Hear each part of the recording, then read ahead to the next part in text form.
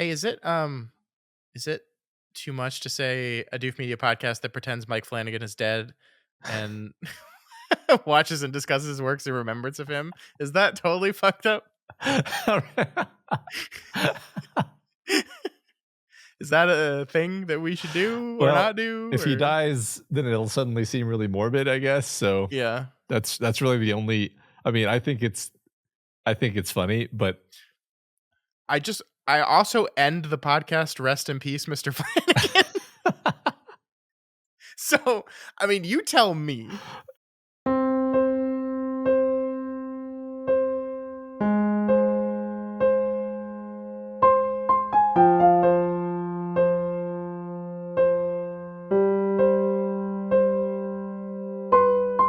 Hello and welcome to Flanigan's Wake, a Doof Media podcast that pretends Mike Flanagan is dead and watches and discusses his works in remembrance of him.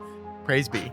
My name is Scott Daly, and I am your host. And joining me on this journey is my co-host who has been missing for 7 frickin' years. It's Matt Freeman. How's it going today, Matt? Where have you been? it's in the tunnel. Oh, okay. I was over there in the tunnel, across the street, the tunnel, Just eating some cats. eating cats, eating jewelry. Wait, they were eating the jewelry? I mean, I ate some of the jewelry. I don't know what I was supposed to do with it. This week on the show, it's our first episode. It's here, Matt. This is it. We're doing it. I'm so excited about this week on our first episode. We are taking a look at Mike Flanagan's first, I'll put that in quotes, first feature length film, 2011's Absentia. Matt, I'm so excited about this. This is a film that I don't think either of us have ever seen, and I don't think very many people have seen this movie at all. So I'm pretty excited to get to talk to you about it. Me too. I wouldn't mind if we raised the profile of this film a little bit.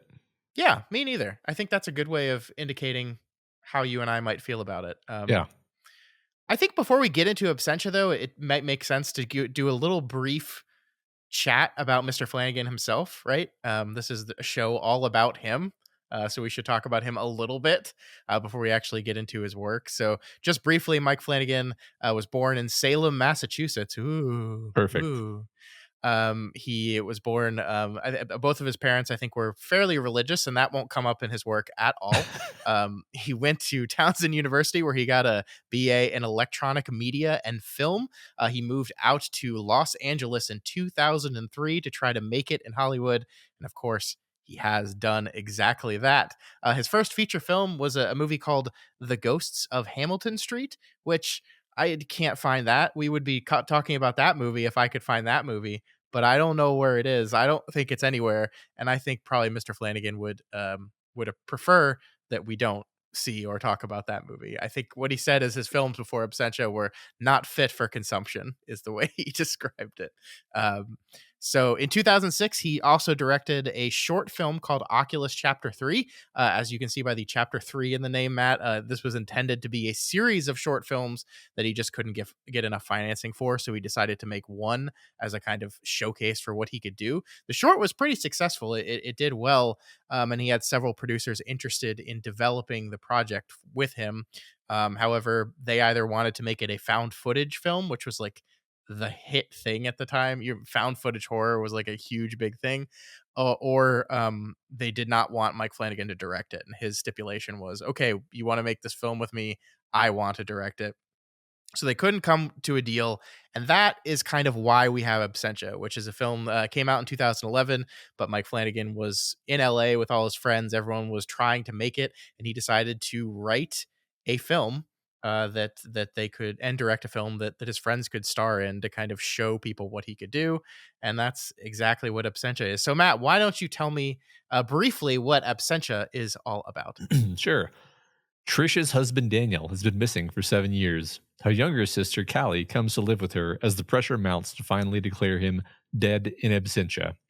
As Trisha sifts through the wreckage and tries to move on with her life, Callie finds herself drawn to an ominous tunnel near the house.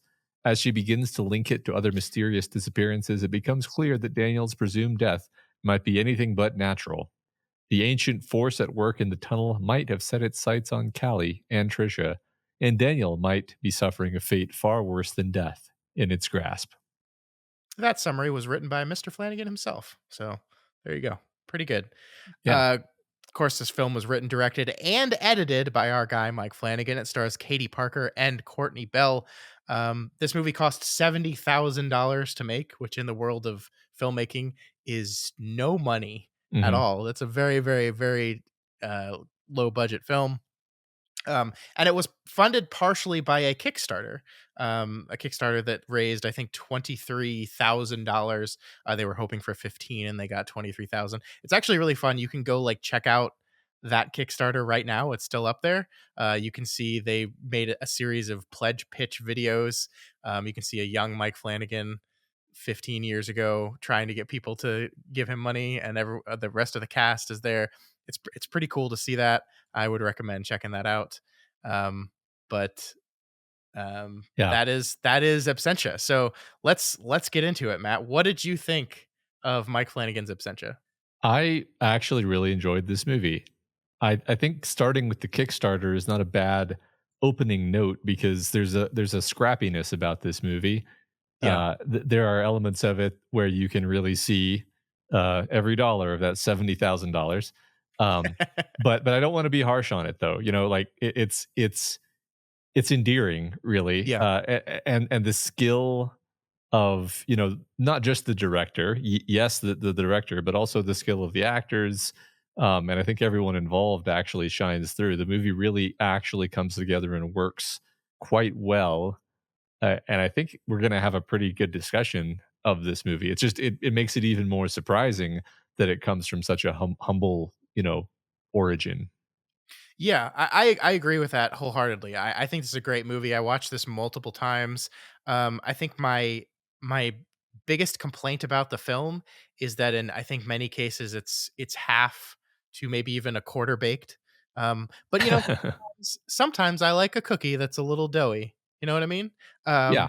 And and so like I think it's actually kind of remarkable that this movie contains so many things that we would describe broadly as Flanaganisms.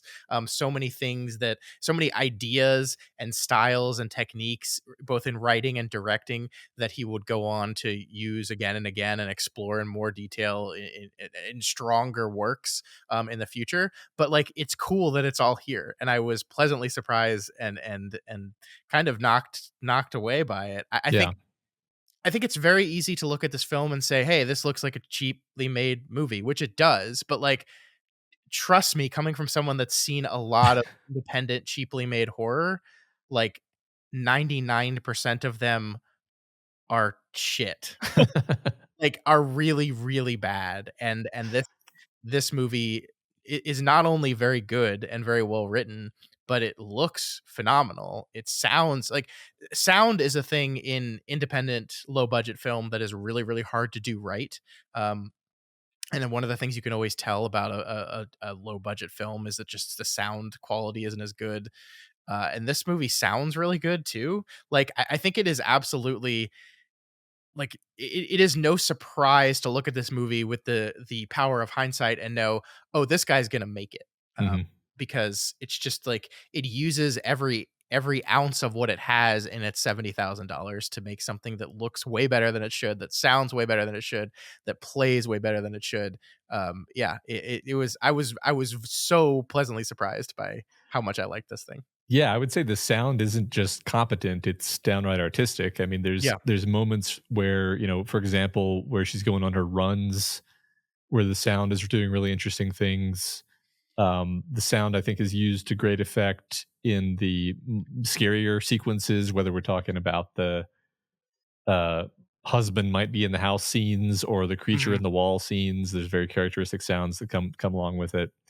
Um, I also wanted to riff on your comment about Flanaganisms because, like, there's a there's a thing that I realized I was thinking because I know who Flanagan is and I've watched other Flanagan stuff, and that Mhm. specifically is like Flanagan is known for his relatively talky scripts.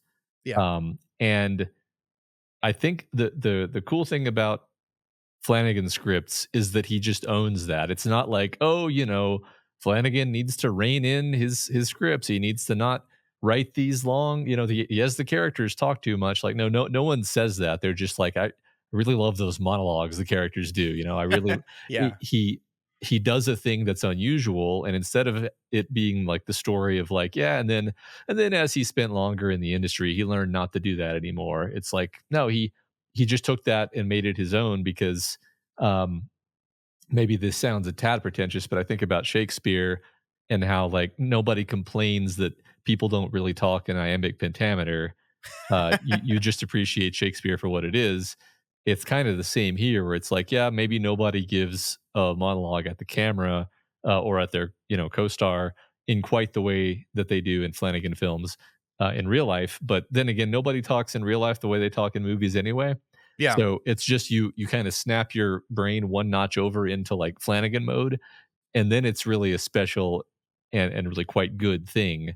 And that's here in this movie is what I was getting around to.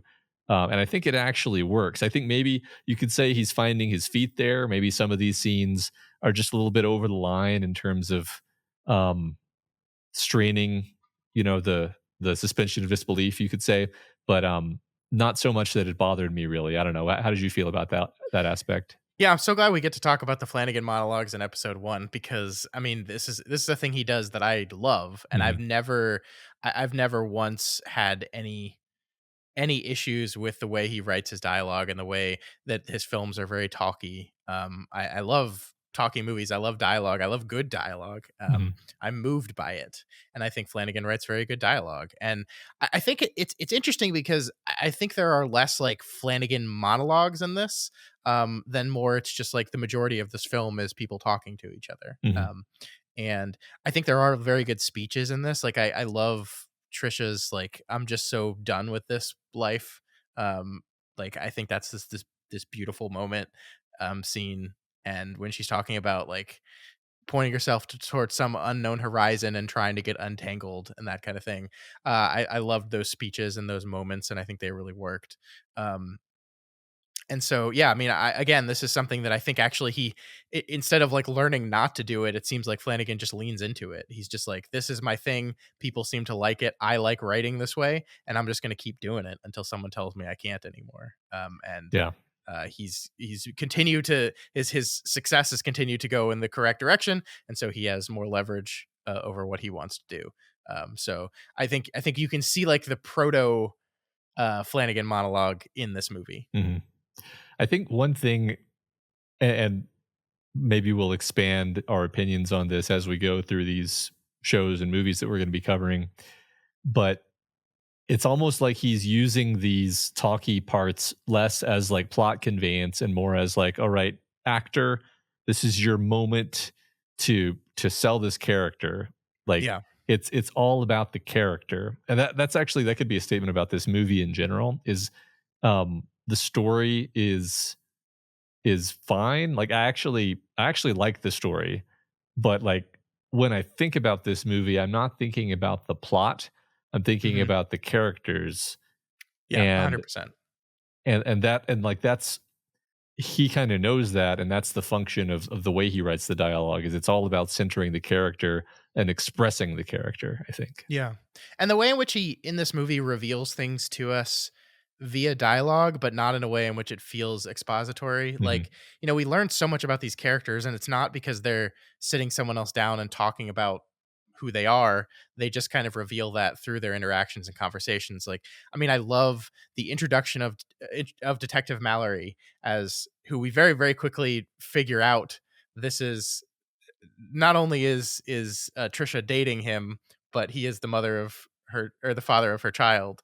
But she is very like just the fact that she wants to hide that from her sister is revealing of character, right? It shows she never comes right out and says, I feel guilty about the fact that I have fallen in love with someone else and I don't know where my husband is. And I'm carrying this guilt about this whole thing in my stomach in front of me. She never says something like that, but like the way she deals with Detective Mallory, the way she hides it from her sister, her uncertainty about this whole thing, all of it just is incredibly clear. Hmm. And that's the way all of the characterization in this thing works. Like, we are kind of just thrown into the deep end with these characters, and we learn their history as we go. I love how Flanagan kind of slow rolls the reveal of like, what is this movie about? Like, who are these people? What are we actually talking about here? And we realize, oh, it's her husband. Her husband's been missing for 7 years.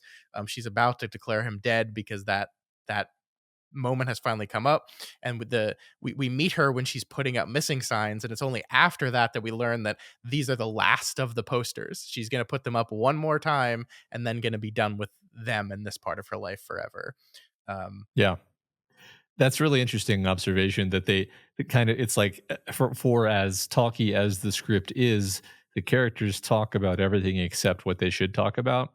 yeah. Like they very rarely directly talk about like, hey, it must be agonizing to have a missing husband, and oh, so you got knocked up by the detective, and hey, you're a heroin addict. I mean, these things are obliquely obviously tied into the conversations, but I think this is thematically central to what the movie is doing, what it means.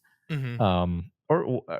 I think so. So maybe this Sure. is an opportunity to talk about what the movie is doing and what the movie means. Sure. Um, because uh, I'll just repeat that I did like this movie quite a lot. It's a huge downer. Oh Uh, yeah. Oh it my god, yes. it's tonally a hugely depressing movie. It's very cynical about like your odds of success against whatever darkness it is that's in your life. Hmm. Everybody who's in the movie who has some kind of problem relapses or fails to move on or slips back into old patterns.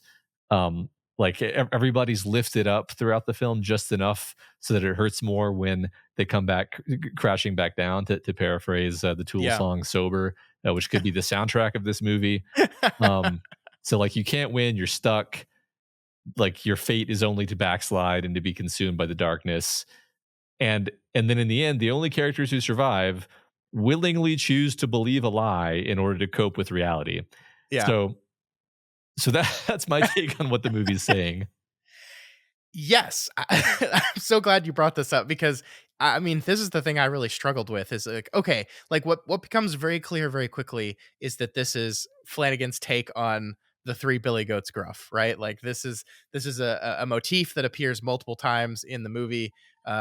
We have even the version of the book that they found, the three Billy Goats gruff book that she brings her sister, like the picture of the under the bridge on that looks like the tunnel. So Mhm. and then we have Daniel like looking at the book and saying he doesn't look like this.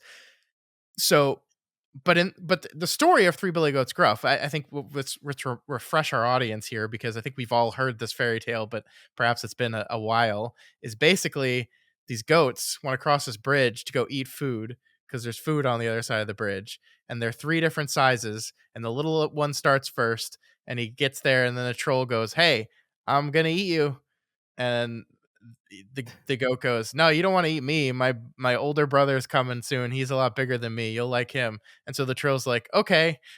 And then that continues twice until the biggest goat gets there, and then the goat's massive and just rams the troll into the water, and the troll drowns and dies, and everyone's happy.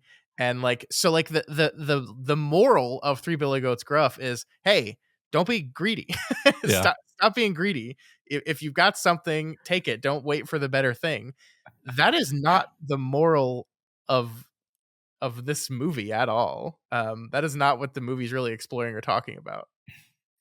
That's interesting because I don't know if I ever thought that was the moral of the Three Billy Goats Gruff when I was a kid, because I always identified with the goats and not the troll. Sure, yeah, Um, the goats are the good guys. and so I thought the moral was like narc on your friend and like draw the bad guy's attention to your stronger buddy and then run away.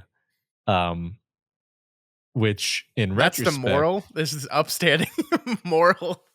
that is honestly what I thought the meaning of that story was. I Well, don't know that about the explains word. your behavior a lot, I Yeah, think. all those times that Yeah. I left you um in the tunnel.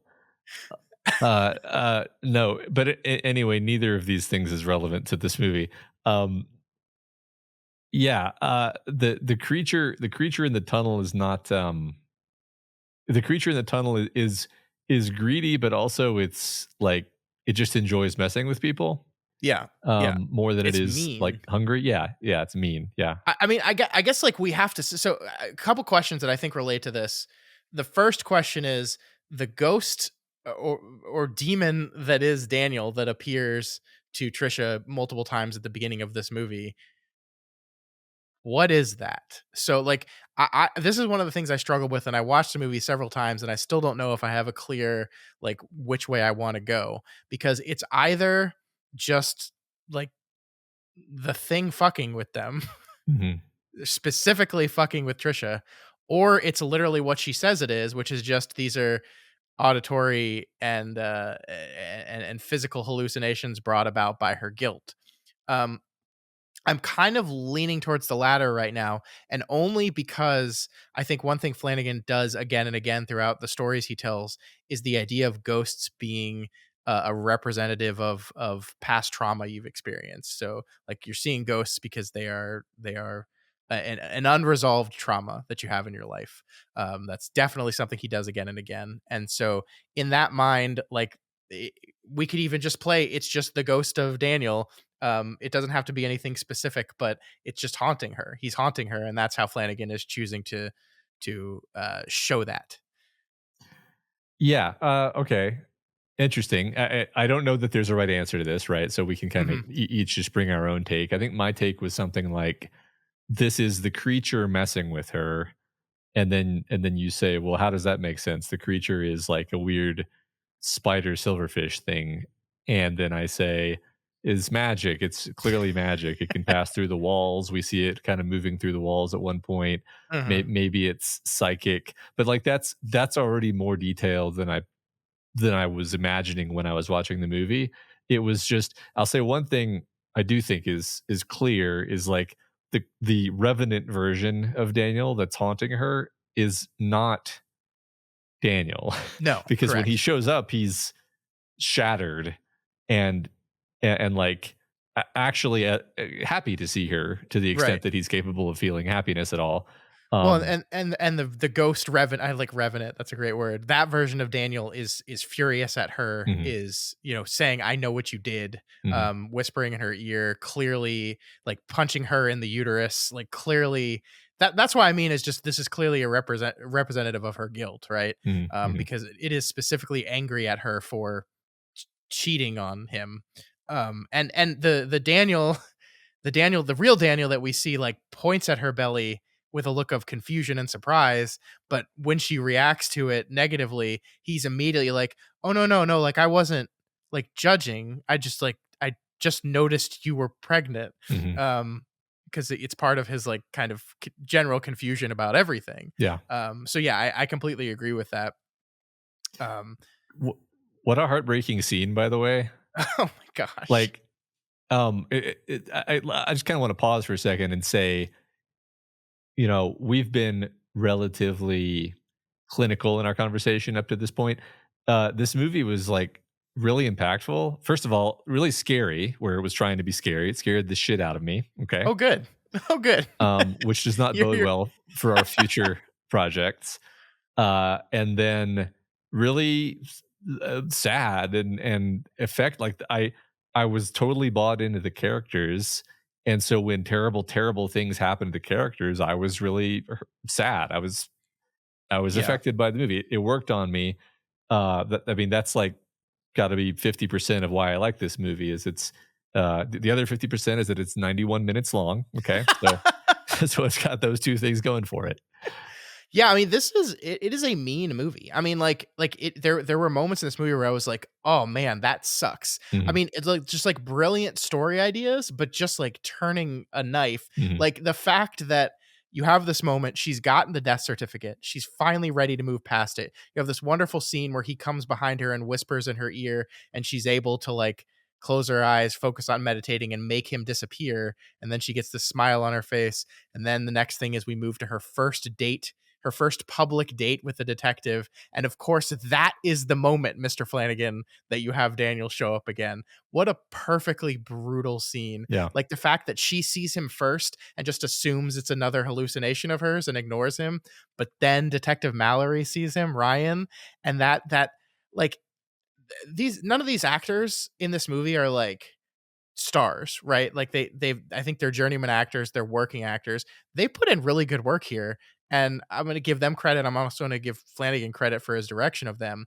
But that moment where Mallory like says no, like Hmm. you just like you feel his heart break a little bit there, and everyone's heart's breaking a little bit because this guy's back, but they were finally going to get to be together, Matt. Yeah. They were finally going to get to be. She's moving out of the apartment finally. They're going to get to acknowledge their relationship with each other. They're going to get to raise their child together, and all that comes crumbling down when a good thing happens, which is the man that's been missing for 7 years returns. Yeah. I mean, by the end, we realized it probably would have been better if Daniel had been dead. Hmm. I actually like that Flanagan himself in the synopsis says he's suffering a fate far worse than death. It's like, yeah, we wish he had it. Everybody, including Daniel, wishes that Daniel had just died 7 years ago. Yeah. But he's back now. Yeah, I agree. That's a great moment. I think it's funny when I was watching the movie the first time. In that moment, I was like, wow, that's a weird coincidence that he would show up right then. And then after you think about it, you're like, it's not a coincidence at all. The creature has been screwing with her the whole movie, Yeah. and she's successfully pulling herself out of the mire. She's successfully moving on, and the creature is trying harder and harder to pull her back with these visions, and she's gonna get out. She's almost out. They're moving out of the apartment, and then the creature does it. It tosses the bait out, tosses the bait out of the boat over the Yeah. side, right? Not even far, just right outside of the tunnel, and then it starts winding that bait back in real slow. And I honestly I had that perception in my mind.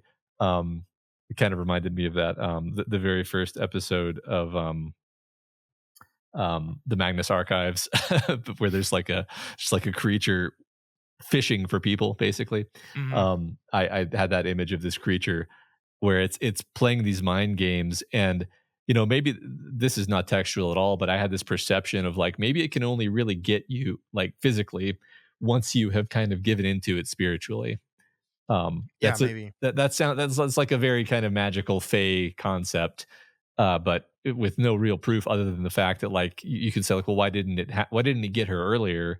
And the answer is kind of like, well, it hadn't broken her down enough yet. Um, Hmm. Yeah, I mean, it clearly also just like enjoys doing this. yeah, yeah. So I could completely agree. Like, it's not a coincidence at all. It released Daniel at this exact point. I mean, that's one thing that is like is unclear from the movie is like, you know, Callie is running through the tunnel and sees Walter, played by Doug Jones, who is like the biggest name in this movie. Mhm. I think I was watching one of the featurettes that was released as part of the Kickstarter, and like they had a Doug Jones day because they only had him for one day, and so they filmed all his scenes in a single day. And like the interview is with Doug Jones, who is a character actor. Like he's you know him from Pan's Labyrinth, you know him from Hellboy, you know him from Shape of Water. He usually plays these creatures caked in makeup. Um, very very talented actor at what he does, but he's like we've never had a Doug Jones day before, so he kind of enjoyed that. But the movie is not clear on like how Walter got out, right? I think what he says in that moment is it's sleeping. Mhm. So maybe when it slept, he like slipped out temporarily, or cynically, it's just the thing fucking releasing this Yeah. guy to fuck with Callie, because it's playing off of her and like her Christianity, which we need to get into that. We need to talk about that before this episode is over. But yeah, I really like that stuff because that was after my first watch, that was one of my big questions is like, well, how are people like getting out and how does this work? And I don't think we actually need like fully fleshed out answers to this. I Mm. think we can just chalk it all up as this thing's playing a game with everyone. Yes, yes, I agree with you. I mean, maybe in that one particular instance, it was sleeping, but I you get the overall impression that this thing has the upper hand the entire time. There's Yeah. no moment in this entire thing where they, oh, they almost won. They almost had. This is not that kind of movie. Hmm. It's not the kind of movie where it's like they figure out the trick I mean, I kind of thought it was going to end that way. Like, I'm kind of glad I didn't know what kind of movie this was, because I kind of thought toward the end, I was like, oh, okay, she figured out the like the Fey rule where you have to, you have to trade, and there's going to be there's always some kind of gimmick with these things. And it's like, nope, no, Yeah, I mean, there you're is a version wrong. of this that like she just goes in there, says trade, she's traded out for her sister, right? And the thing ends with Trisha being released and having to see her sister get sucked back in there, and it's like, I gave my failure of a life for you, Hmm. sister. But no, that's not this movie, because instead the monster trades the fetus, Uh huh. which is something, honestly, it took me multiple views of this movie before I realized that's what that was. It's kind of like, if you know what you're looking for, you can kind of see the shape of a baby and the umbilical cord a little bit. But it's like intentionally out of focus and in the background, probably because they couldn't get something that like looked particularly good. And also probably because that's a really fucked up thing to do in a movie and they don't want to put too much on it. But man, talk about depressing endings, right? It's like, not only does everybody lose, but oh, we killed the baby. Yeah. Right. And there's a lot. So much of what's disturbing about this movie is actually what is not shown but implied. So you kind of hear something happen that sounds violent and gross, Yeah. and then you hear the like plop of this lump of flesh on the ground. Which Yep. the first time I watched it, I thought it was like a dismembered hand or something. That's what I thought it was, and I was like, which is also a dark idea, but it's like the creature's like, yeah, sure, I'll trade, and just like ripped something off of someone and threw it out. Yeah. Turns out it's even worse than that, actually. Mhm. Um, but but there's other like there's other stuff. Like, for example, the whole story of I guess the character's name is Jamie, the guy who she encountered in the tunnel the first time. Um, Walter. Jamie's his oh son. yeah, sorry. Yeah. Walter's the guy she encountered in the tunnel, and his son is Jamie, and like uh we see each of these characters for a very brief time on the screen, but so much is implied about like what must have happened here. The father disappears in the tunnel. The son, for some reason, suspects something supernatural is happening, and then starts like giving little offerings to the tunnel, hoping that the creature will feed his father, or maybe he's trying to placate the creature. Yeah. Again, none of it is clear, and I love that because it makes you like think about it. It stays in your Yeah. head longer. Yeah, I mean, he's feeding, like, missing pets to it. Yeah. Yeah. Live pets, like, he's putting a sack of, like, a live dog Mhm. down, to be taken by this creature. Yeah. His son, by the way, played by Jamie Flanagan, Mm. Mike's brother. Um, so I agree with you. The fact that that's not fleshed out, we don't fully understand it, is I think one of the good things about how this movie tells its story, for sure. Um, because you have the detective characters who are just like two guys really just trying to figure out what the fuck is going on here. Like so many things about this neighborhood we know, right? We know that there's a lot of missing people here. We know that there's a lot of missing pets here. We know that tchotchkes and various uh non-valuable trinkets are reported, like, missing from homes constantly. Like, these Mhm. things are happening that's weird, and no one really understands what any of them mean, and it's all related to this one thing. Yeah. um Yeah, it's actually, I was surprised at how much this movie kind of lived in my head after I watched it. mhm. Um, I kept thinking about this idea of this maw of darkness that is like implacable and ever waiting, and just like ready to pull you in as soon as you slip. It was a really dark and disturbing idea. I think part of it, and this is a very like maybe superficial, but I think part of it is simply that we never really get a sense of the monster. Yeah. Uh, I love that we never get a sense of the monster. Yeah. We This is one of like those budget breeds creativity things. exactly like we see flurries of kind of spidery limbs every once in a while, and they're always like out of focus and heavy shaky cam. And then also just the way darkness is used in this movie is awesome. Yeah. Um, Like, there's particular shots or even whole scenes, like the one when they're on the staircase near the end of the movie, and I honestly have no idea how to get a camera to do that, where it's like the 2 sisters are on the stairs, and they're lit, I think, with, like, yellow light, or at least it's fairly strong light, and then there's like a blade that, like, cuts the screen in half, and everything in what should be the living room is just pitch dark, and you're hearing these subtle sounds coming from there, and they're reacting to what's out there, and they're peering into the darkness, and it's like, do they see something? I don't see anything. It looks totally dark to me, and I just love that. For some reason, I don't know. This is the thing with me is I get hung up on the way darkness is used in films because cameras don't behave the way the human eye does at Sure. all, right? Yeah. But like, that's a good that scene is also not the way the human eye works, but it's like, uh, um, it's approximating it, or that's what it feels like to look into a really dark room when your eyes are not adjusted. Yeah. That's not perceptually what happens, but it's like it's the it's the feeling you get, and that's what's important. No, I gotcha. I mean, this is another instance I think of like where this is a low budget independent horror film that looks and behaves 100 times better than every other low budget independent horror film because Mhm.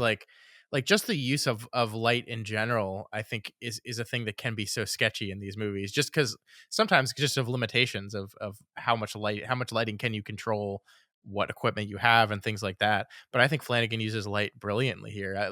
We haven't talked much about the tunnel itself yet, and it's like it's very clear to me that like the impetus from this entire project was Flanagan was living in this area, which he was, um, and he lived right at like I think like the house that they're at or the house next to the house that they film the exterior shots from, is the house.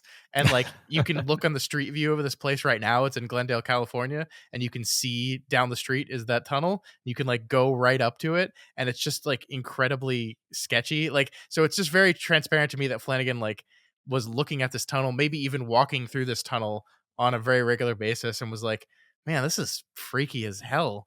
And then crafted this entire story around that idea. Mhm.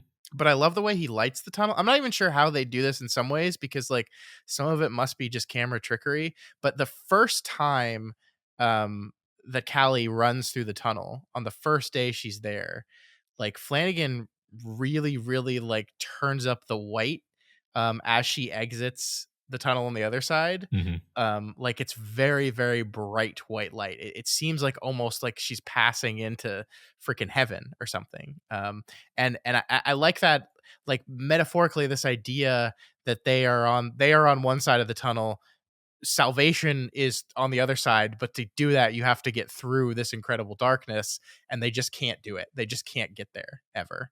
I like that metaphorically, and just the way he lights it when we do see her run through to the other end. um, Both when she runs through and then when she comes back from, it's only that end of the tunnel is lit that way. Mhm. It's not both ends, so it's very clear to me that that on the other side is supposed to represent some higher state or anything or something that our characters can't get to, or if they do get to it, they always find themselves pulled back and returned to where they are. I like that because the theme of backsliding, I think the Yeah. theme of relapse.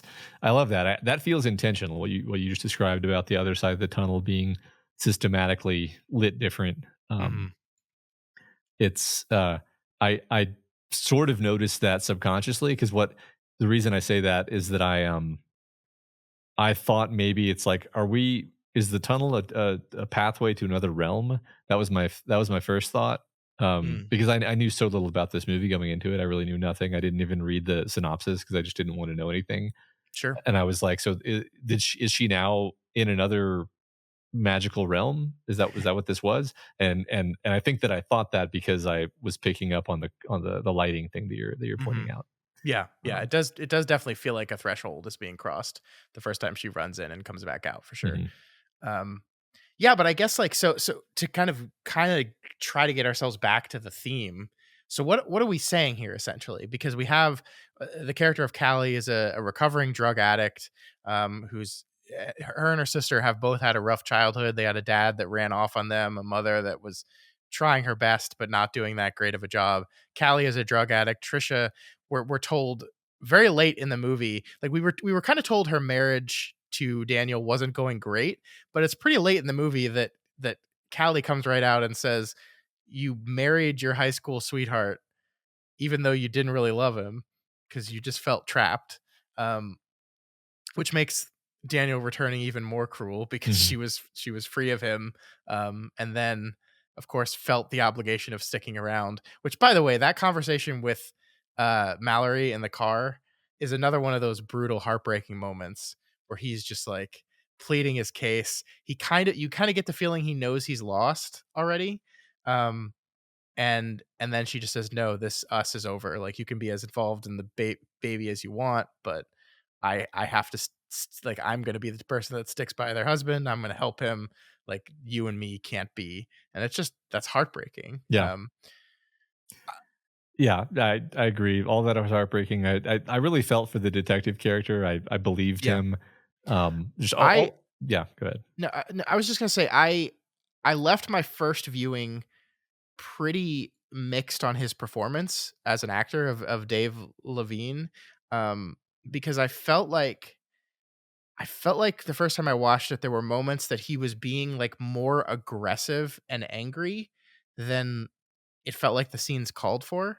Like the first time that they learn that there's like that all the knickknacks were left in Callie's bed. He's like yelling at her when he's like, "I told you to move. I told you to move." Mhm. And then when Daniel first comes back, like he's very, very angry and aggressive in those scenes. And I was like, I don't know. I feel like this guy's going too hot and cold, and I'm not sure what the movie wants me to think about him. But when I watched it again, the thing I was struck by is that this is a guy who has been holding on to this woman and this love for 2 years now, um, and he's just almost there. He's Mhm. almost there with it. He can see the light at the end of the tunnel, proverbially, and he's just so excited about it, and then it all comes crashing down around him. And so like when he's interviewing Daniel, he's furious at him for being here. Yeah. He's so fucking mad at him. And so he's playing it up a little bit. And you see he's actually a really like gentle, kind person when he's in the car with her. Like you see that side of him. And at first I was like, these sides aren't really lining up in my head, but I think it is all part and parcel of the same thing, is that he's just a guy that like it was so excited and desperate for this thing to happen, and now is watching it escape him, and he's just furious about it. I mean, that makes a lot of sense. I think for some of the scenes I had a slightly different read, which was that he's frightened, and the way he expresses fear, as a man, is through anger, because Sure. men are only allowed one emotion, which is anger. um, so he's he's scared at the thought that the woman he loves had some creeper in her house playfully putting stolen jewelry in her bed or whatever, or Yeah. and it's like, that's terrifying. That's an extreme. Like, imagine if that happened to someone you knew, Yeah. that they just found a bunch of shit in their bed that someone had broken in and put in there just to mess with them. He's freaked out, actually, and it's manifesting as anger. um Yeah, I I think the agree with that. yeah. I think my confusion was not was okay, but how am I supposed to feel about him? Mhm, Like the first time I watched the movie, I was like, am I supposed to be worried about Trisha because of this guy? Like, mhm. is this the type of guy that, oh, actually he's an asshole jerk that's going to treat her shitty, right? And I was kind of on the ready for that to be a possibility here. And I don't think that's ultimately what the movie wants you to think about him. But that when my first read of that performance was, we are meant to be a little weary of him. Um, so Yeah. I think I understand it now, and then the subsequent watches really helped crystallize that for me.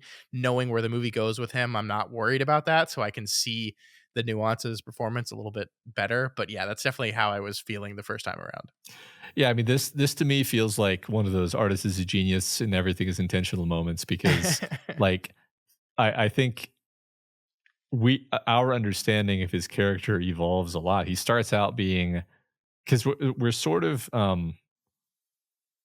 we're sort of situated in the head of uh Callie. Hmm. Like like she's sort of our point of view character, although not really, because there is no such thing in this movie Yeah. strictly. But we're sort of closer to her. And so Callie's first impression of this guy is like, okay, he's the detective. Huh, he's being a little familiar with my sister. Yeah. Oh shit. Oh shit, and like so there's that evolution as Callie Yeah. is getting to know him and certain information has been withheld from us, it's being played out to us. Um and so I actually agree with you. At one point I was thinking like, oh, is this guy going to be a problem? Like, is this our Yeah. um is this the dramatic element actually? And then we soften on him, and then by the end it's like he's just this desolate guy who's telling himself a story that he knows to be false about Yeah. how his beloved and child just ran away to the coast to live in an RV or whatever, Yeah. and knows that it's not true and that she's probably dead. Uh, Yeah. yeah. Or maybe even has started to believe Callie's story a little bit, the story Mm. that he kind of dismissed out of hand because he knows her past. I actually really love. Speaking of Callie finding out about him, that moment when they meet where he says to her, "I've heard a lot about you," and her response is, "Really? Why?" I love some of the dialogue in this. By the way, Callie is such an interesting character Uh-huh. because like she's very uncouth Yeah. and like it is very clear that how Flanagan wanted us to feel about this person. Like she walks in the door after running. There's a strange man in her apartment that turns out to be a cop. And the thing she says is, I got to take a shower. I smell like an armpit's asshole. and Yeah. Mallory, after the second she walks out of the room, like he turns to Callie and is like, yeah, I see what you meant about Yeah. her. It's just like this is perfect characterization. She's rough. She's a little crude.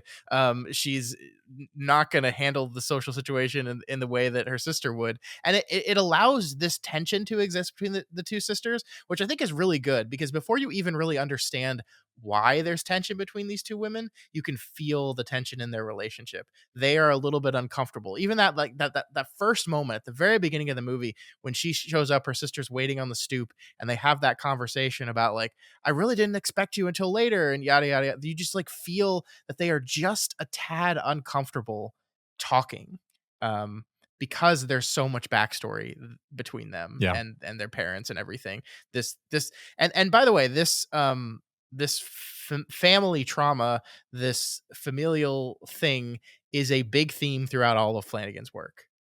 This is something that, I know you've seen in Doctor Sleep, but we're going to see again and again um, throughout the things that Flanagan explores. I mean, it's true in Midnight Mass as well, but this is a thing he likes to do: families and how families, uh, come together, how they drift apart, what strengthens the bond of family, and what can destroy the bond of family. All these things are themes and ideas that he uh, brings about over and over Mhm. again. Yeah, I found that we never really do learn exactly what it is that's between them, or maybe I'm overthinking it. It's just like, hey, what's between them is that she, Callie, that is, like, became a heroin addict and then disappeared, Yeah, she a- bailed. Yeah. and this was really stressful for Trisha and hurtful for Trisha on some level to be abandoned like that. Yeah, Y- well, they both already had abandonment issues because their father left them, right? Mhm. And we learn, and again, this is something that the movie never explicitly says, but we learn that the last time they saw each other was 5 years ago. Daniel disappeared 7 years ago, so Trisha's in the middle of this like continuing nightmare of your husband is gone, you don't know where they are, you don't know what happened to them, you're constantly worried about it. You're probably struggling with finances because even if you both did have a job, which it seems like they did, suddenly you've lost half of your income. You're struggling with all this stuff, and in the middle of all that, in the early first 2 years of that, your sister, one of your support pillars, just takes off. Mhm. and it feels like dad all over again. Yeah. So yeah, totally believable that there's this tension and this unresolved anger there. I think it really speaks to the strength of the acting and the script that we are given this impression of like deep love between these sisters that is side by side with just simmering resentment and frustration. Yeah. Um, and like it's all subtle and subtextual and you know like there's so many moments toward the beginning, like what I would call some of the more talky scenes toward the beginning, like when the sisters are first talking to each other. It's almost like they're overdoing it, where it's like you see that high school friend you haven't seen in Hmm. a super long time, and you're like, I just got to keep my mouth moving because if I stop talking, it's going to start to feel real awkward because we're going to start thinking about the fact that neither of us reached out to the other in the last 20 years, and so I better just it's I gotta we're both happy. We're so happy to be. I'm so happy to see you, man. Yeah. That's what it felt like, and and then you see the real the frustration where Trisha actually slaps her, um, Yeah. which is like the kind of the really the low point of their relationship. Yeah. But Prodigal Callie. yeah, the prodigal Callie. Yeah. Back to her heroin. Yeah, I mean, it's so great because it's always there. Like one part I really love is they say you giant whore, you giant drug addict. Hmm. Yeah, and these are things that like are both played off as like the sisterly ribbing, but they also are attacking each other in the very places in which they are most vulnerable, right? Hmm. Like Callie is a recovering drug addict. She's a heroin addict. She's uh, in recovery right now. Well, that doesn't last, but at that moment in the story, she is in recovery, but is still struggling with it. And Trisha's pregnancy is one large point of her ongoing guilt and trauma. Is that she has this baby that is representative of her quote unquote betrayal of her missing husband. And so they are like doing this gentle ribbing thing, but also like attacking each other right where it hurts. And it's so funny that like we laugh it off, but you can see the dig too. You can Yeah. see the animosity there. Yeah. Yeah. I think I had the same read. I think I had the same read there. That's great. I do want to talk to you about Christianity a little bit Yes. here though. I Um I wanted to segue to that too. Probably for the same reason, but go ahead. yeah, so this is one of the things that I feel that to me feels the most half baked in this script. And maybe we'll have a 10-minute conversation about it and I'll be like, nope, just kidding, it was brilliant. But we're introduced the idea that Callie has, as part of her recovery, most likely found God, committed herself to Christianity. This is not something that is shared by her family. It's not like they were raised Christian. Because I think Trisha specifically asks, like, yeah, talk to me about the Christian thing. Um, and it does not seem to be like fully on board with it. It's interesting because like it's clearly something incredibly important to Callie. We see her put up the cross on her wall, which by the way, Flanagan goes to this wide shot of the cross on the wall multiple times, and I was like waiting for it to fall off in some sort of like this place is demon infested, and you just knock the cross off the wall thing. That never happens, and part of me wonders if that was in the original script, and then they just couldn't figure out how to make the special effect work. I don't know. I was convinced though. We go to this wide shot in the dark where I just kept expecting that thing to fall off the wall. Yeah. So the angle that I was thinking about was like, okay, Mike Flanagan, Christianity, Catholicism specifically. We got the cross. She's made herself penitent before God, Hmm. so she will be conferred some kind of divine protection. No, and that did not happen. Um, except I guess in the sense that maybe she could have gotten away, but she chose to go in after her sister, and that was too much. I don't know. Well, the interesting thing about all this is the thing that we're told that this creature fixates, right? Hmm. That it finds someone and fixates on them. And we're told by the movie, you know, basically what happens is she sees Walter in the tunnel, thinks Walter is just a crazy homeless man, promises him she's going to come back and bring him some food. And then she eventually does that. And we're told that was her trading with the creature. The creature's interpretation of that is, oh, you've just done a trade, and that's when it starts fixating on her. So Mhm. one argument to be made is it was her Christianity, her need to do something to be Christian like, that got this thing's attention on her in the first place, which is a funny read. And I think it goes in the speech she gives at the end of the movie is the church says that some people have what they call victim souls, just some people that he lets the devils and the demons do their thing, like they're destined for torment with some great reward in heaven, which, by the way, is some of the most Catholic bullshit I've ever heard. Like, the idea that this is the case is just patently absurd. But it's such Catholic Yeah. bullshit. But This is one of those moments I wanna remind our new listeners that me and Scott were raised Catholic, uh, yeah, yeah. which qualifies us to discuss, Mike Flanagan, obviously. Uh, Indeed, indeed. Like that, just an absurd concept, but like one that I think in the moment with these characters probably really resonates with. Like, it's just like it just feels like we're being fucked with. yeah. Um, Well, so it's funny you say that because I've never heard of the victim souls thing before. Is this a Neither have thing? I. Yeah. Yeah, So, but like you're right that it kind of sounds like well, you got to have. It's one of the famous many justifications for if God is omnipotent and all knowing. Why does everything suck actually? And it's like well he's making you pay for it basically. yeah, In this particular case, there's many answers to the question of theodicy, but yeah. uh, Let me be clear here before we like our Catholic listeners send us mean emails. The Catholic Church, the Catechism of the Catholic Church, does not formally recognize the concept of victim souls. yeah, It is not dogma of Catholicism. It is an unofficial belief, um, based on Catholicism loves like redemptive suffering, right? no, Like no, that's the big thing in Catholicism is like through suffering you will be redeemed.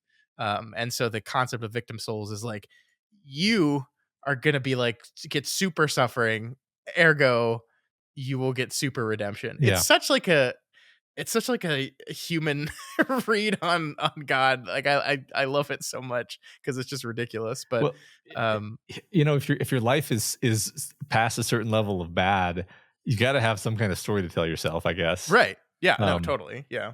and I wonder, like, I was thinking about this because the literal last shot of the movie messed me up.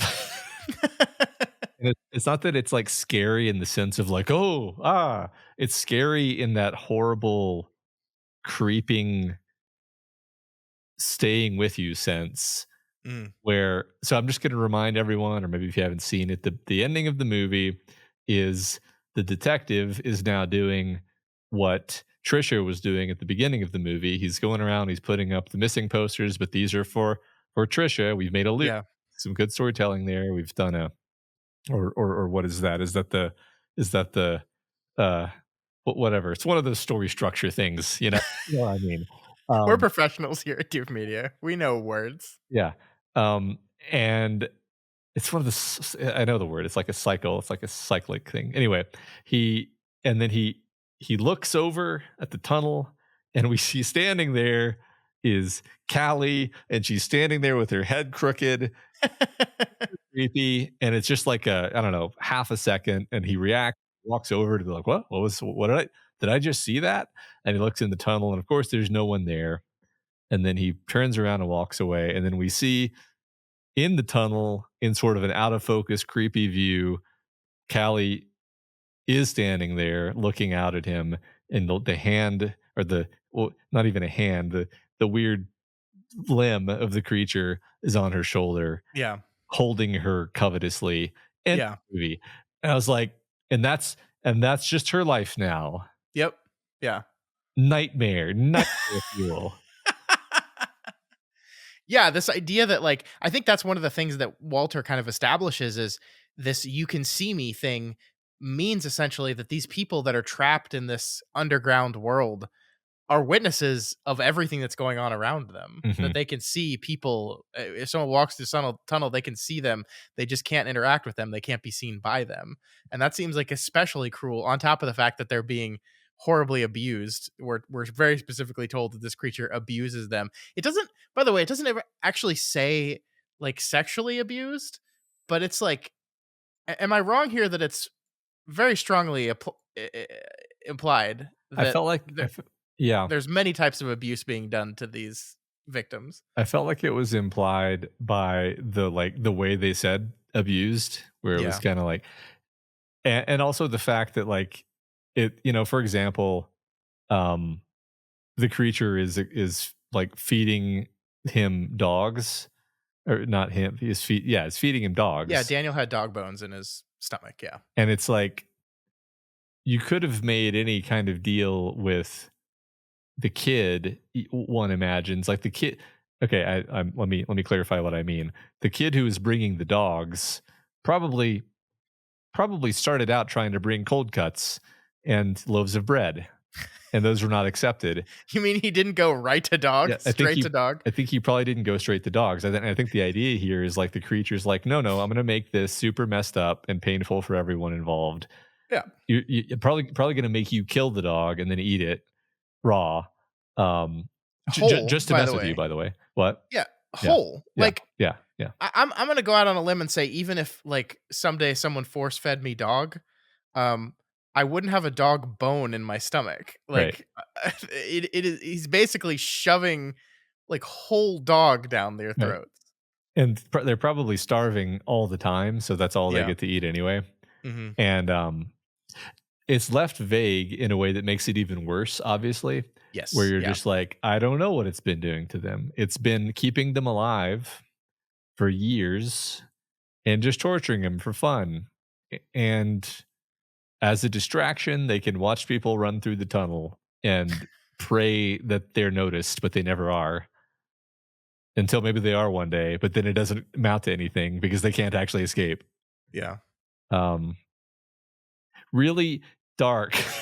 Really, I mean, like the good guys lose, the bad yeah, guys win. yeah. Nothing, no one escapes their trauma. No one's saved. Like, this is a very very dark, dour ending. And I think, if we go back, we started talking about what the overarching metaphor was, and I think we got distracted. But like, it seems to be this idea that, hey, you can't escape from your trauma. Mhm. You can't escape from the bad things that have happened to you.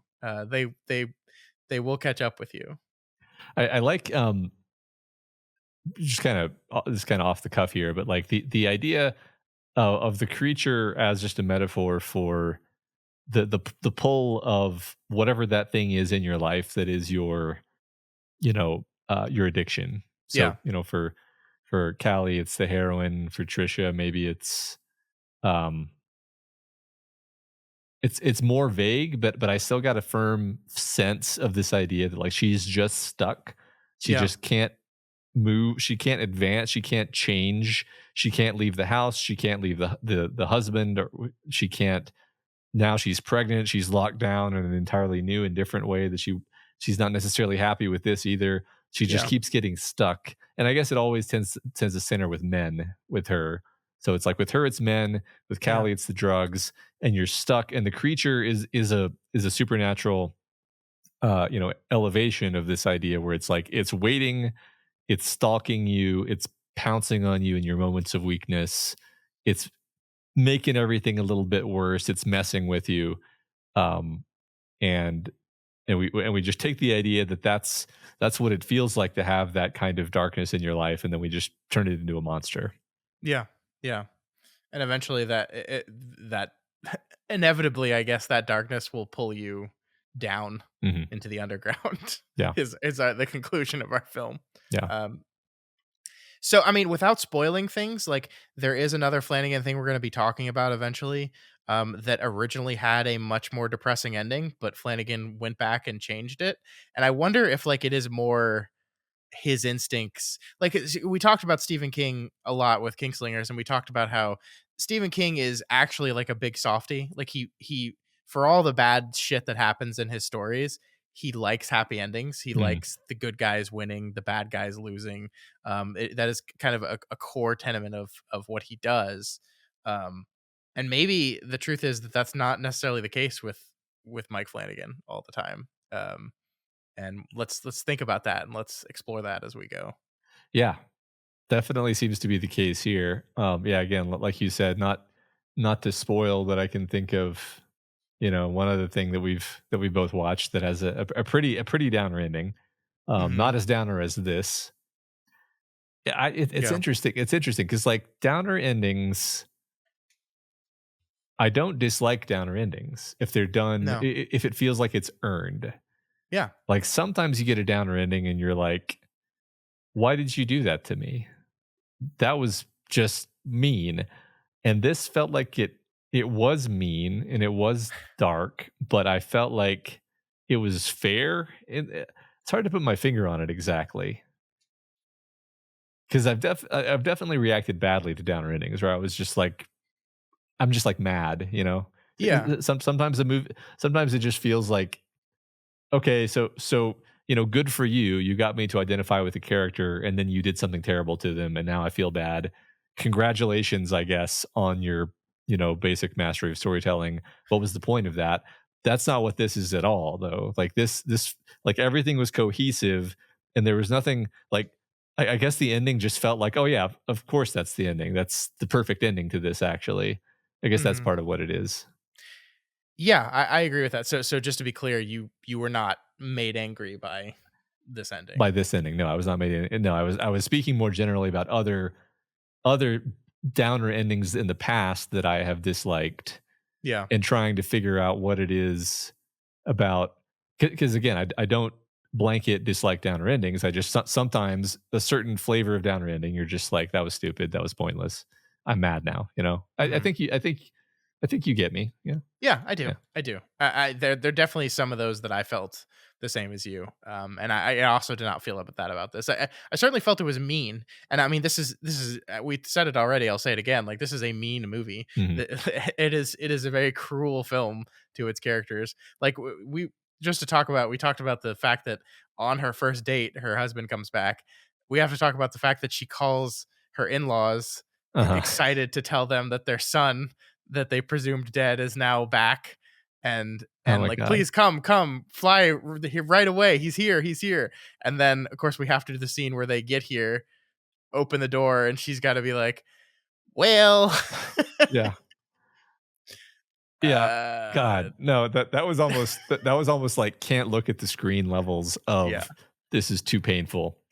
Um, yeah. Yeah.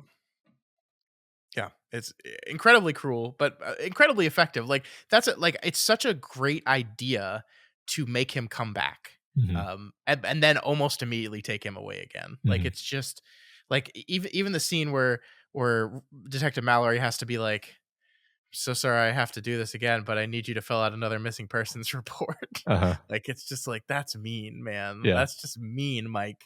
yeah. Jesus. Well, it's mean, but also it's perfectly fits in with this idea of like you are never gonna be free. Yeah, You you thought you were gonna be free. You were so looking forward to being free. You're never gonna be free. 7 more years, I'm just gonna do this again.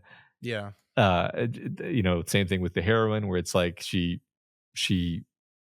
it's not quite as dramatic a moment, I think, but it's the same idea. Is like, man, it really seems like she's on the right path here, and there's kind of a moment of weakness that all it takes, and now she's back. Um, it's interesting that I think I saw the case full of drugs as a kind of Chekhov's gun, where I was like, they're going to find the heroine, and she's going to get in big trouble, and they'd never really found the heroine, did they? So I think what was said is like they found a green box um in your room, but like things happen too fast for it to matter. Okay, Essentially, okay, they're just like, we're not charging you with anything yet, I see. but they let her go, and then she's immediately walks into the tunnel to trade. So Yeah. like it would have gone somewhere, but yeah. Is- I guess my advice to people would be, if you're trying to kick the heroin habit, maybe don't carry a little box of heroin around with you. Yeah. Well, you gotta. It feels good just to know it's there or whatever. Um, I'm kidding, obviously, but yeah.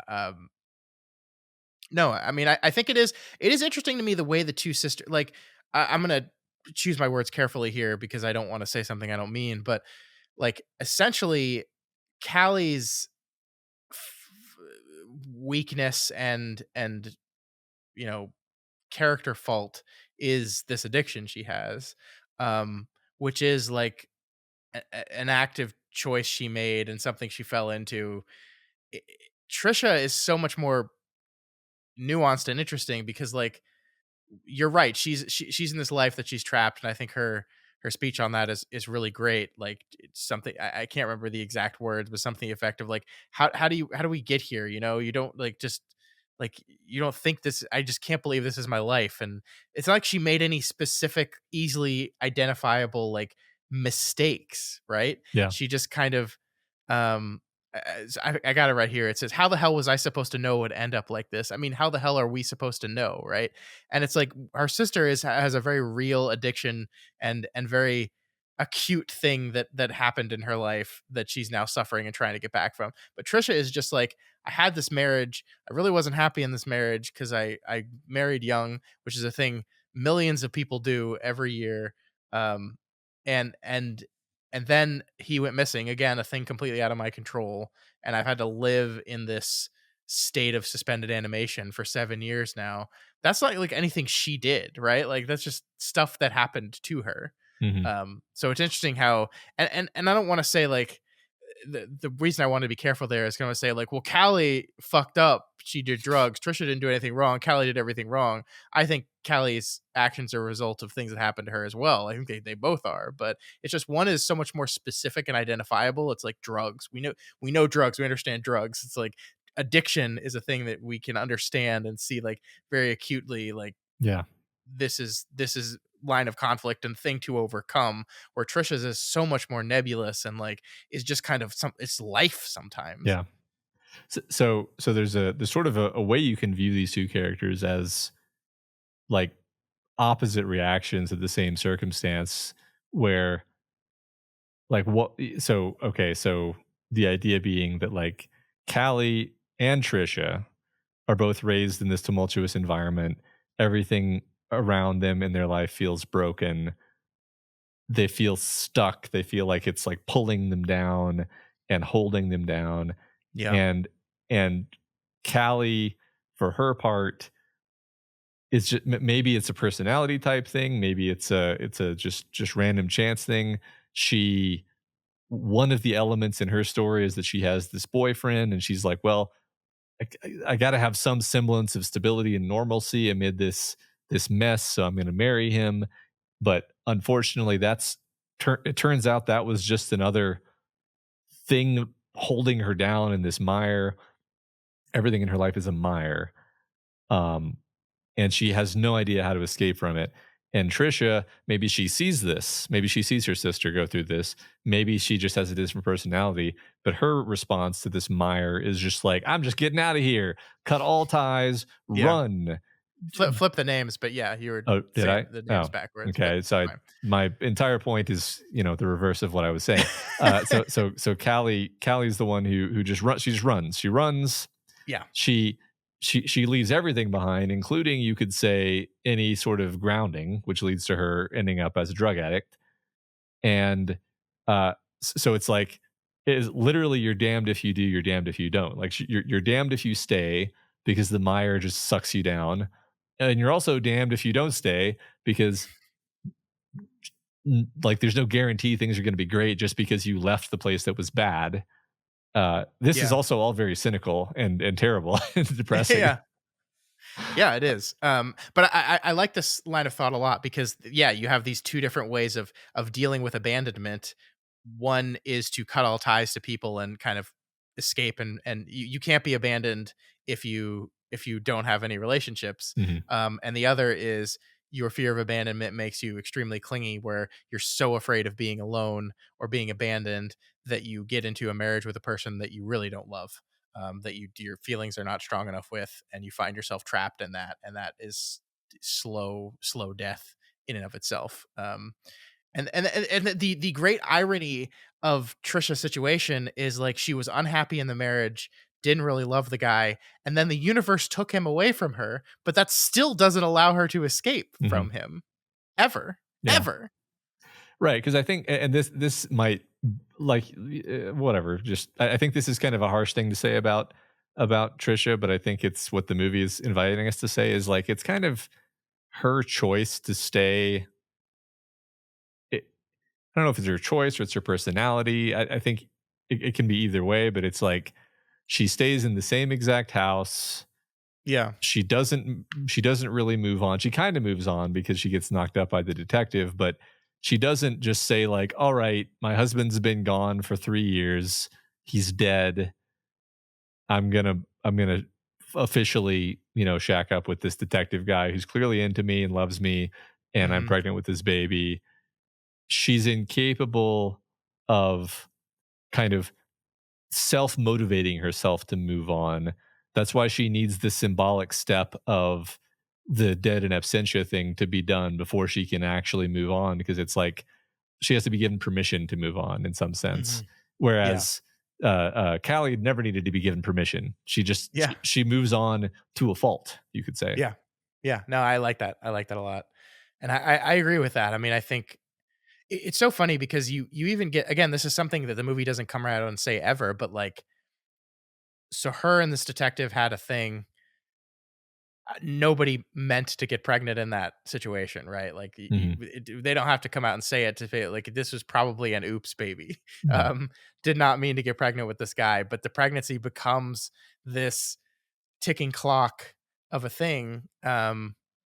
Where you're gonna have to shit or get off the pot eventually with this stuff, and it is kind of perfect that right around the time, finally enough time has passed for where she can declare her husband dead is about the time the baby is about to come, because I think I'm guessing she's 7 months pregnant, and I'm not an expert of pregnancies to be sure, but probably it seems like she's got a couple months left of her pregnancy um in this. By the way, we haven't said this, but the actress Courtney Bell obviously really was pregnant, and that's Mike Flanagan's baby in there. He was dating Courtney Bell at the time, Uh-huh. which maybe makes the fetus scene at the end even a little more fucked up, Uh-huh. because that's your baby, Mike, right there on the floor.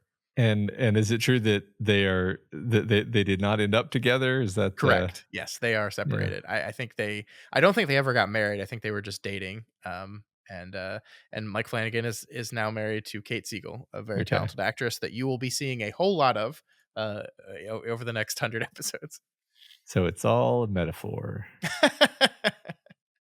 I did want to. You said this movie scared you, and that's great because I do think the horror elements of this movie are actually terrifying. I the first time I watched this, I was alone in my office with the lights off, and when it gets to the clear, creepy scenes, I definitely also was like, "Oh."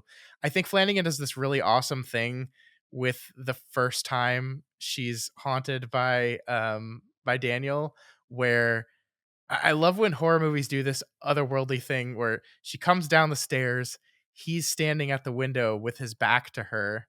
She walks up to him, puts her hand on his shoulder, we think, and then the camera cuts and he's suddenly facing her. Mhm. Like that kind of otherworldly creepiness is the type of thing in horror that just really gets me. It's like when that move couldn't have been possible and was just done through camera trickery, or like I don't know if in the scary movie when something like moves very very quickly, like faster than it should, that's the kind of thing that gets me too. And that sequence has several of these things because it Daniel flips around immediately somehow and then walks towards her with his hand outstretched. She backs up into the stair banister and suddenly he's behind her with his arms around her. It's like a perfect scene. It's Mhm. it's like it's not necessarily it's got a little jump scariness in it, but it's not a jump scare sequence. It's just like really effective. Yeah. That was great. I mean, some of the most unnerving parts were just like I forget exactly the positioning, but it's like he's just like outside the door and you can kind of see him in the doorway, I think, Yeah. at one point. And I don't even think anything happens in that scene in the particular one I'm thinking about. It's just he's there, and Yeah. that's And the one when she's signing the death certificate or the filing for the death in absentia, mhm, and he's just there behind her. mhm, That like I do love those things where it's just like broad daylight out. Um, no one else can see him, but he's there. mhm. It's really perfect. Yeah. I mean, so one thing that occurred to me, just while we're on the topic of his haunting of her, is like, um, we kind of talked about what we thought that meant, but one of the things that is just true in the world of the film is like he is in fact not dead. Yeah. And you could see it as him trying to be like, no, don't give up on me, I'm still here. And she's like, I'm trying to move on, you're definitely dead, I'm trying to move on. And he's like, no, I'm really not, it's supernatural. And it's like, I don't know, that was one thing that crossed my mind at one point, is just the fact that like he's he's haunting her specifically because he is in fact not dead. And it, like, not because he's angry, because he's literally alive and needs her help. Um, Well, I I if that's true, uh, Ghost Demon Daniel, uh-huh. I have notes Yeah, about yeah, yeah. your technique here. Your approach, yeah. Yeah, it needs a little work Uh-huh. because you are not communicating your intent very well at all. Well, Like showing up behind her and just whispering into her ear, "I know what you did. I know what you did. I know." Like that's not going to get your point across, bud. maybe when you're a ghost, like everything you say goes through like a creepiness filter, where you're trying to say like, I'm I trapped in st- the tunnel, and so it comes out as like, I'm gonna pull you into the tunnel. I'm gonna eat your soul. it's going to be incredibly frustrating. Yeah. Uh, I there's an alternate version of the story that is uh hilarious. And it's just the movie from Daniel's point of view. Damn it. Uh, do you think he's dead at the end, or do you think he's just back in the tunnel? I mean, I think it would be the most cruel possible fate that um that Trisha is stuck in there with him. Uh-huh. She wanted to get away from him and Yeah. now they're stuck in the underground forever. Although, I mean, presumably she's dead, right? Like I don't know how this thing works, but he just ripped a fetus out of her. So like she's dead, right? I I feel like she's dead. Maybe Um, in the magic underground realm, a fairy insect silverfish troll can just rip a baby out of your uterus without killing you. But I don't think so. so I thought that we heard like a male scream and then a woman scream We did, along with like yes. the ripping. I know this because I had the subtitles on and it said male scream, woman scream, ripping. So my feeling based on that, honest, like even prior to this conversation, was that it killed both of them and throughout the fetus, Sure. and now it just has Callie. Yeah, I mean, it's unclear, like because it kills Walter, it kills Doug Jones. Yeah, Why does it do that? Is bored of him now? bored of him. It's had him since 1995. I you That's a know little I think again, it's what's great about this movie is how much shameless just like projection I'm doing. But like I think it's fixated on Callie now. yeah, And it's just like, this is my new toy. I don't care about these. I don't want to play with you anymore. And then it just gets rid of them because it's done. It uses them to get Callie, basically. yeah. No, I like that. I like that. I want to talk about Doug Jones again, just really briefly, because something I also learned from reading about this movie, and then you notice it when you go watch it, having this information in mind. Like we said, they had a Doug Jones day because they had Doug on set for one day, and Mike Flanagan was like really nervous about it because essentially these are all just like a bunch of friends that gathered some money together to make a movie, which is like again, reading the Kickstarter really makes that clear that it's just like just imagine you and your buddies, only several of them are incredibly talented, just pooling your money together and making something, and then suddenly you get like a real actor that's going to come in and do stuff. So Flanagan was like very nervous to direct Doug Jones, and again, Doug Jones is like a character actor who you barely see his face, so like to him this is all hilarious because no one's ever treated him this way in his life. Hmm. But basically, what happened is because they wanted to make sure they used um, Doug's time efficiently and got everything they needed, Flanagan like over covered those scenes where he just got coverage from like every conceivable angle Mm. on those scenes. And so one thing you will notice if you go back and watch the movie with that in mind, if you go to the scenes with Doug Jones, he's like constantly cutting between new angles because he has so many angles he Uh-huh. took from the sequence because he was just so nervous about not screwing this up. It's really fun to go back and watch that once you had know that information. There's just like a lot of like it's just oh, this is a new angle. Oh, this is a new one. Oh, new one over here. Oh, okay. Okay. That's It's just hilarious. like it's not like there's no wide and then two shot. It's like a wide and then six shot. Yeah.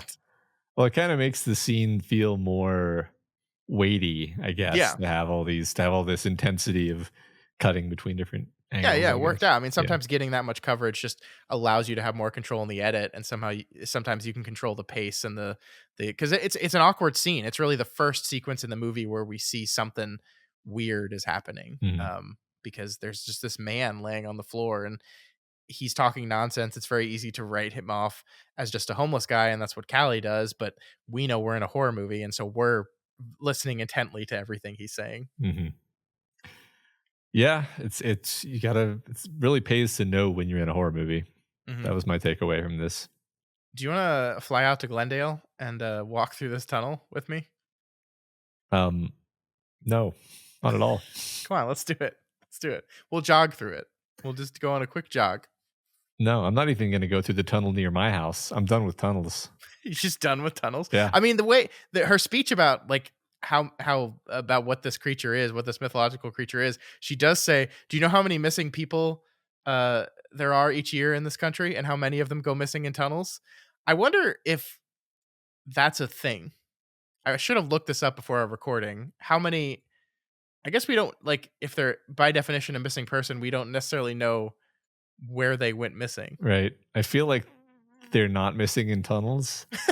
Well, okay, not for real, but like Right. No, I mean, no, I don't think there's actual insect trolls in our overpasses, Matt. I hope there aren't. I mean, um, I don't know. Just Uh, tell them to eat your bigger brother.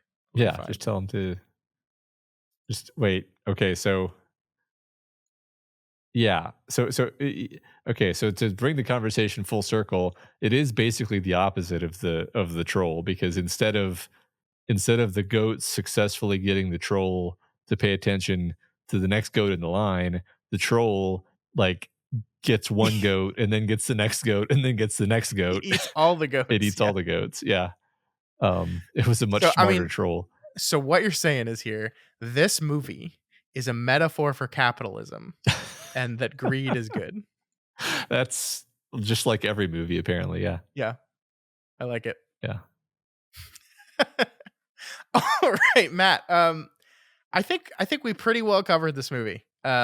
Really great film. Enjoyed it a lot. Rough around the edges and a little underbaked, but for $70,000 and a first time writer, director, and editor, I think pretty remarkable.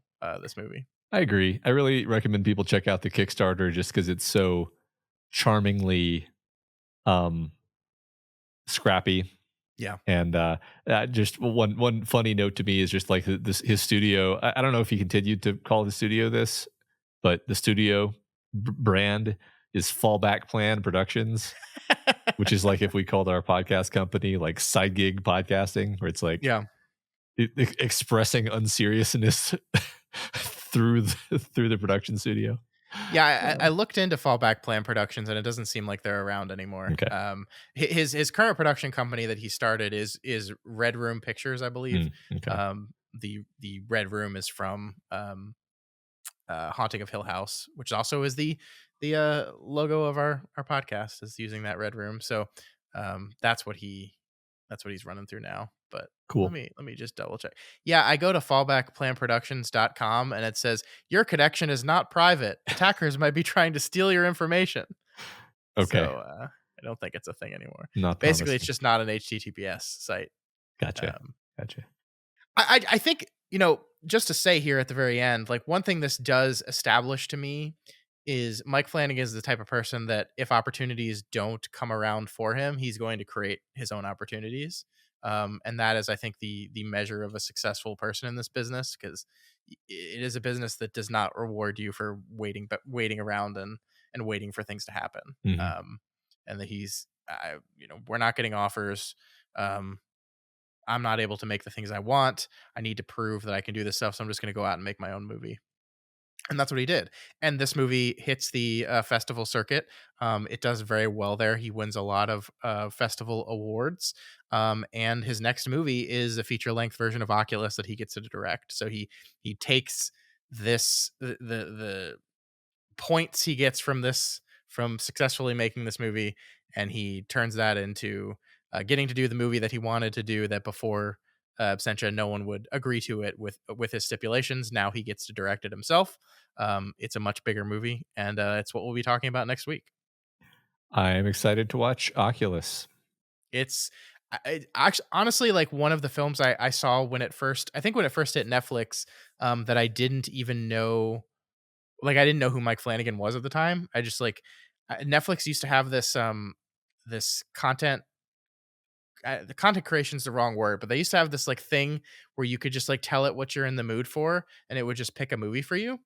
And that happened. I'm pretty sure that happened with Oculus one day. I think it was like I have this very distinct memory of it being New Year's Day, because I remember New Year's Day, whatever year it was, I was incredibly hungover and I stayed in bed all day. This is obviously I was single without children. Stayed in bed all day recovering from my hangover, and just watched movies all day. And I feel like Oculus was one of those movies, but it's a film I enjoyed the first time I saw it. I haven't watched it since, so I'm pretty excited to check this out with you. Yeah, I think I've seen the trailers for it. I remember hearing about it even a long time ago. Like, wow, this is a really artistic and elevated film, given like that it's sort of just like a horror movie, right? Horror movie about a Yeah, scary mirror. Yeah. yeah, Yeah. exactly. Yeah. Yeah. All right. So that will be next week. Matt, one thing we didn't say in our introduction is we do like to have discussion questions along with every single episode, where we like to open it up to our audience and get some feedback from you folks. This week, for our inaugural episode, our first episode, I thought we could just have a pretty basic discussion question, which is just, why do you enjoy Mike Flanagan and his works? And please answer this without spoiling anything specific. Our general rule on spoilers on the show is going to be, even if we've already watched it, we're not going to spoil anything until we cover it. So until we've done an episode on it, it's like we don't know it Yeah. exists. But once we have done an episode on it, it's kind of fair game. So, Yep, absolutely. buyer Um, beware.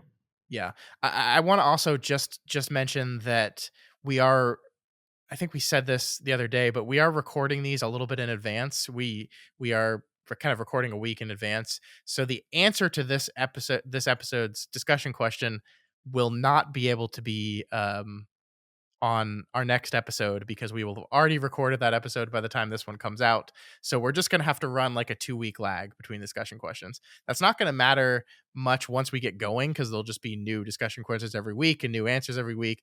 But it's going to mean that for the next couple weeks, we're not going to have any answers. But we'll get there. We'll get there eventually. Yeah, I think it'll basically be the same as far as the process is concerned. So, Yeah. Yep. Cool. All Well, right. But that is it. Next week, Oculus. Oculus Rift. Remember, you can reach us via email at flanaganswakepod@gmail.com, over on Twitter at flanaganswake19, and of course over on the subreddit at reddit.com/r/doofmedia. And that's probably the best place to answer that discussion question. Yeah. And it tends to be a good place to have discussions about the episode and about the film, obviously. We're also at Doof Media on Instagram if you want to follow us there. Mhm. And of course, don't forget that every episode can be found on video over on YouTube at our channel Doof Media. So if you're watching on YouTube, please leave us a comment letting us know what you think of the show. We're trying this new thing with video, so we hope you like it. Yeah, we want it would help. It would really help support it and make the algorithm love us if you guys interact with that video. If you're watching on YouTube, please interact. We would appreciate that. Speaking of interacting with things, we've got merch. Did you We know do. that, Matt? Did you know we have merch? I did. I've heard about it. You can head over to doofmedia.myshopify.com. We have merch for just Doof Media in general for our past shows, and we do have merch available right now for Flanigan's Wake. We got a couple hoodies, a mug, and some shirts. I really love the design of our show. That logo that we had made for us is incredible. Our artist did a really great job on it, and so I immediately bought the mug and the hoodie, and I'm rocking them both, and we think you should too. It's really cool. I love our merch. We don't make like barely any money off of it. We just like having merch because it's fun. So if you want to check that out, once again, it's doofmedia.myshopify.com. Yeah, that's right. If you enjoy Flanagan's Wake or any of our shows on the Doof Podcast Network, please consider donating to our Patreon account at patreon.com/doofmedia. We do a bonus podcast covering the television show From over on the Patreon. So if you're interested in that, go check it out. Yeah, I think episode 2 of that, covering episodes 3 and 4 of the show, should be out now by the time you're listening to this. Yep. But if you cannot afford to be a part of our Patreon, that is, of course, okay. The big thing you can help us out with, and I'm gonna say this every week for the next 100 episodes, but I'm gonna mean it like the most right now. This is a new show. We need y'all's help. We need you to spread the word. We're gonna try to spread the word as much as we can, but we would like y'all's help to spread the word. So if you know people that enjoy Flanigan's work and would enjoy this conversation that we have in the show and want to be part of this thing, please reach out to them. Let us know about our new show. And the big one is reviews. So if you are listening on Spotify or on Apple Podcasts, please go in there and leave us rating and reviews. The algorithms in those things really like when a new show comes out and is immediately bombarded by a lot of reviews, especially good reviews. It really helps those things float to the top of discoverability. So we really need your help with that. If you enjoy the show, please leave us a rating and review letting us know. We do read those reviews out loud at the end of the episode in this segment right here. So you will get to hear your hopefully nice words read on the show. You guys did a great job at that stuff with our previous shows, and we hope you will hear. It really, I can't stress how important this is. It really is important. So please, if you could take the time to leave us those rating and reviews as quickly as you can, we would really appreciate it. Yeah, really appreciate that. Thank you. Yeah. All right, folks, we did it. Episode 1 done. We've got, let me look at the list, 98 to go. Hell yeah. So it's just getting started. I'm having a great time. We hope you are too. We will see you next week for Mike Flanagan's Oculus. Until then, rest in peace, Mr. Flanagan. He's alive. He's alive. It's a joke. It's because it's Wake. Yeah. Get it? I get it.